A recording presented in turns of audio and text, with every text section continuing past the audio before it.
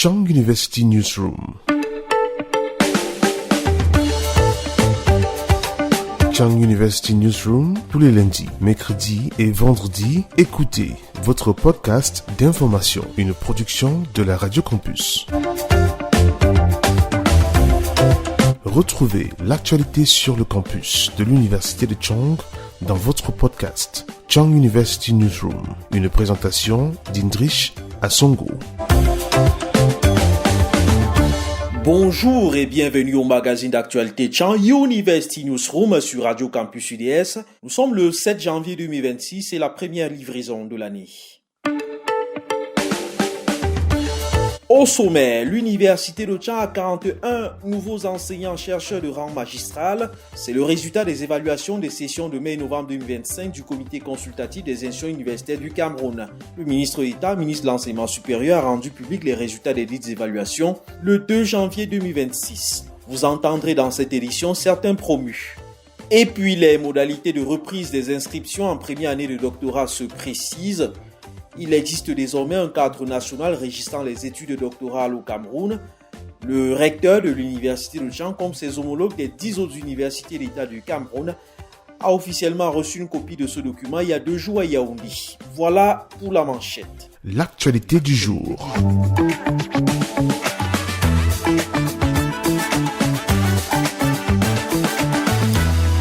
Allez, par ma modeste voix, la rédaction de Radio Campus UDS souhaite à chacun d'entre vous de passer une excellente année 2026. Il faut dire qu'elle commence avec des précisions sur les études doctorales. L'on s'achemine progressivement vers la réouverture des inscriptions en première année de ce cycle dans les universités d'État. Les recteurs ont officiellement reçu le document intitulé « Cadre normatif de la formation doctorale au Cameroun ».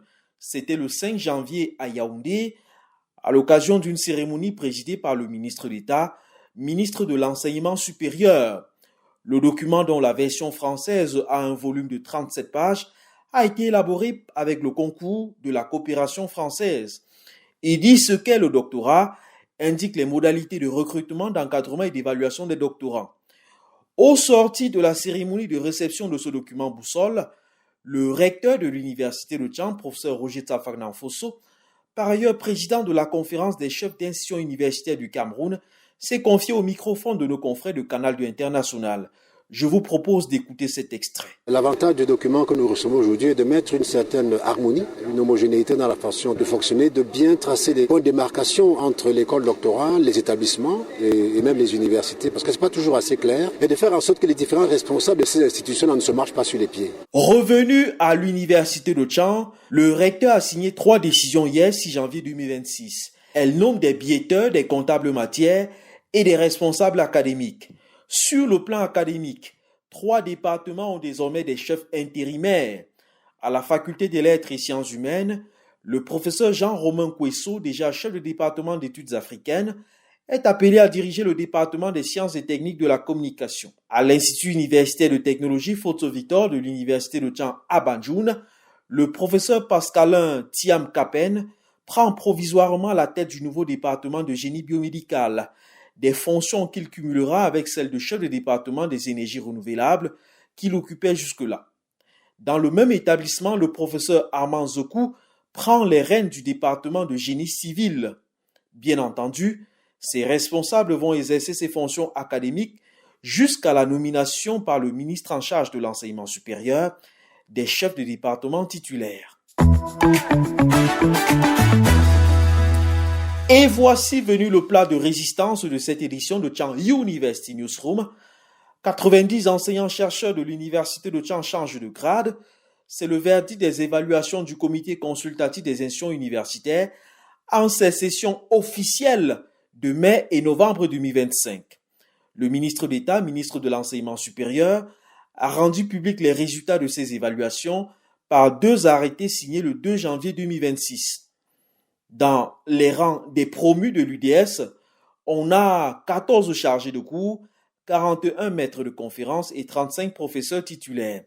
Le professeur Alexandre Djimeli est le premier professeur titulaire en sciences de l'information et de la communication de l'Université de Chang. Il aura fallu à l'ancien directeur de la rédaction du quotidien Le Messager 15 années pour partir du statut d'assistant au grade le plus élevé de la corporation des enseignants-chercheurs.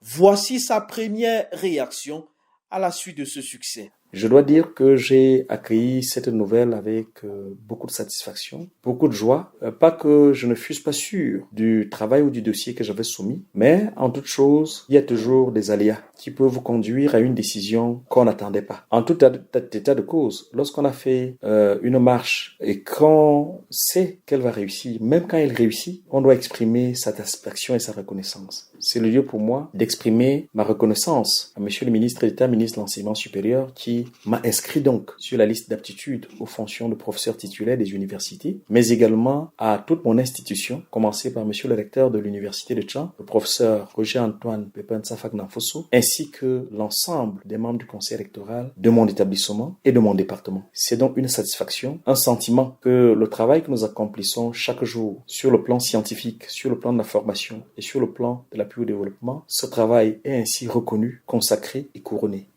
Un professeur titulaire, c'est un ensemble de travaux scientifiques. Dans ce registre, en googlisant le nom de celui qui est par ailleurs chef du secrétariat particulier du recteur, l'on retrouve une diversité d'articles et d'ouvrages. J'ai une 50aine d'articles scientifiques publiés dans les revues camerounaises et dans les revues internationales, indexés ou à comité scientifique. J'ai à côté quelques ouvrages que j'ai déjà publiés et qui, je crois, font leur bonhomme de chemin. J'ai encadré des générations d'étudiants pour leur master de recherche, aussi bien en sciences du langage, en sciences politiques, que surtout en sciences de l'information et de la communication, dans les universités de Bamenda, de Tchang et de Douala. Pour les travaux du niveau de doctorat, j'ai dirigé une dizaine de thèses à l'université de Bamenda et à l'université de Tchang, et à date, 5 ont déjà effectivement soutenu. Les autres poursuivent leurs travaux, certains sont dans le pipe de l'évaluation, et on espère que les chefs des institutions respectives desquelles relèvent ces thèses-là accorderont des autorisations de soutenance, signe que le travail est terminé et qu'il peut être appelé à comparaître devant un jury. Ces dernières années, le professeur Djimeli s'est employé à donner une orientation épistémologique et théorique au concept de communication territoriale en contexte camerounais. Cela se traduit par la publication de plusieurs articles scientifiques, mais davantage d'un ouvrage majeur. Le titre « Introduction à la communication des collectivités territoriales décentralisées au Cameroun, orientation, déploiement et défis ». Ce livre de 210 pages sorti en 2021 et publié par la Tchang University Press, la maison d'édition de l'université de Tchang. Autre promu en sciences de l'information et de la communication, le désormais professeur Hubert Étienne Momo. Il a été inscrit sur la liste d'aptitude aux fonctions de maître de conférence. Dans la matinée du 6 janvier 2026, nous le retrouvons en pleine activité pédagogique. Face à lui, des étudiants de la 4e promotion de la première année du master recherche en sciences de l'information et de la communication. Ils suivent le cours d'épistémologie de la communication africaine. Je travaille beaucoup plus sur la communication pour le changement social et comportemental et je m'attelle aussi à pouvoir travailler sur la communication et la philosophie sociale. Ce sont mes 2 champs de recherche sur lesquels je travaille depuis quelques années. Bon, il y a quelques publications qui sont faites, qui sont produites et je crois que de plus en plus, j'ai une notion, je ne disais pas que je l'ai découverte, mais non, à laquelle je donne une véritable impulsion, celle de la praxiologie en communication qui m'accompagne et qui éclaire tous mes travaux justement. La praxiologie, c'est justement cette science de la praxis. Quand on la ramène à la communication, il s'agit de se dire que la communication ne s'enferme plus dans un ensemble d'éléments de spéculation, mais elle tient compte de la valeur et de la place du contexte dans lequel elle s'insère. Et du coup, elle cesse d'être transmission pour redevenir un peu ce que j'appelle une véritable pédagogie elle-même. En 2013, un jeune crée la sensation à l'université de Tchang. Il soutient en effet, dans ce qui s'appelle encore salle des conférences et des spectacles, une thèse de doctorat en sciences forestières. Elle est intitulée « Contraintes de germination et diagnostic moléculaire des champignons associés aux maladies chez Rhinodendron eudeloti au Cameroun ». Pourquoi cette soutenance est-elle particulière ? Eh bien, parce que la thèse a été entièrement préparée à l'Université Laval au Canada sous la direction du professeur Louis Bernier. La soutenance aurait dû donc se tenir dans cette institution d'enseignement et de recherche québécoise. Pour des raisons financières, Le candidat se retrouve à Tchang. L'université Laval enverra alors le jury évaluer ce travail scientifique dans les murs de l'UDS. 12 ans après, voici Joseph Diogab Fovo, puisqu'il s'agit de lui, inscrit sur la liste d'aptitude aux fonctions de professeur titulaire en phytotechnie. C'est dans son bureau de coordinateur du centre d'enseignement à distance de l'université de Tchang que nous l'avons rencontré pour avoir un bilan scientifique de ses années de recherche et d'enseignement. Depuis mon recrutement à l'université de Tchang comme assistant en 2009, nous avons défini un axe de recherche, un axe prioritaire sur lequel donc nous avons pu tour à tour postuler pour les grades de chargé de cours, maître de conférences et professeur titulaire.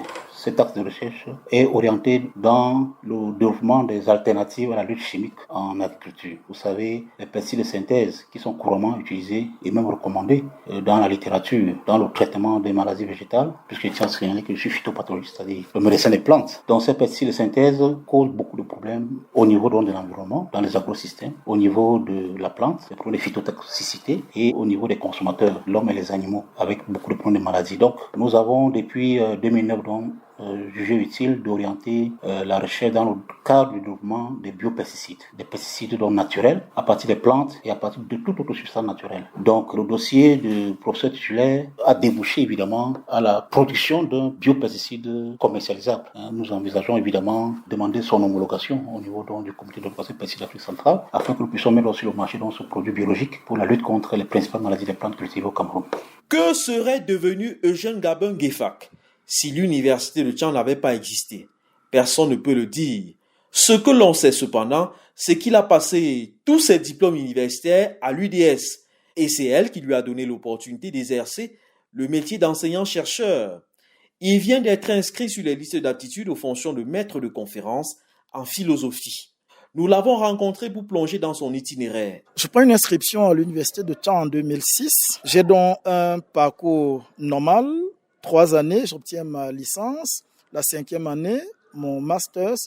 Puis l'autre 3e année ou 4e année, le doctorat. Donc de 2006 à 2016, j'ai bouclé le parcours universitaire sanctionné par l'obtention de ma thèse de doctorat en philosophie morale et politique. Aussitôt, je suis associé aux activités de travaux dirigés et d'évaluation des étudiants de cycle licence en tant que moniteur. Quelques années après, je suis vacataire, puis à la faveur du recrutement des enseignants du supérieur autorisé par le président de la République en 2019, je suis recruté en 2020 comme assistant. Je vais donc passer 1 an au grade d'assistant. En 2021, je vais passer chargé de cours. De 2021 à 2024, je vais travailler à pouvoir passer maître de conférence, publiant pour l'essentiel 2 ouvrages et 10 articles portant essentiellement sur la philosophie morale et politique africaine. Donc c'est depuis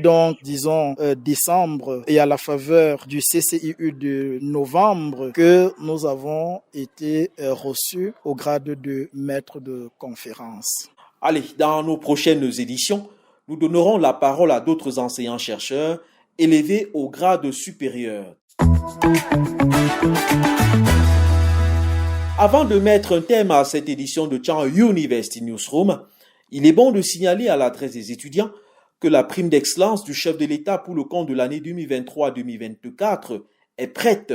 Un communiqué du recteur signé le 6 janvier 2026 indique le calendrier de paiement. Au campus principal à Tchang, les opérations iront du 14 au 30 janvier 2026.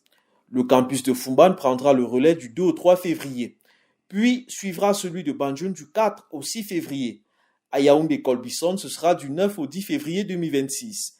Et enfin, ces opérations s'achèveront par le campus de Bafia du 12 au 13 février 2026. Les pièces à fournir pour entrer en possession de cette prime sont indiquées dans un communiqué de l'agent comptable de l'université de Tchang. Vous pouvez consulter ce document sur les différentes plateformes numériques de l'institution. C'est la fin de cette première livraison de Tchang University Newsroom pour l'année 2026. Nous vous promettons de beaux moments radiophoniques cette année. Elvis Ali, Charles Njinkemo et moi-même Indri Chassongo, voilà l'équipe derrière ce magazine d'actualité. Merci de l'avoir suivi et à très bientôt. Chang University Newsroom. Chang University Newsroom, tous les lundis, mercredis et vendredis, écoutez votre podcast d'information, une production de la Radio Campus. Retrouvez l'actualité sur le campus de l'Université de Chang dans votre podcast Chang University Newsroom, une présentation d'Indrish Asongo.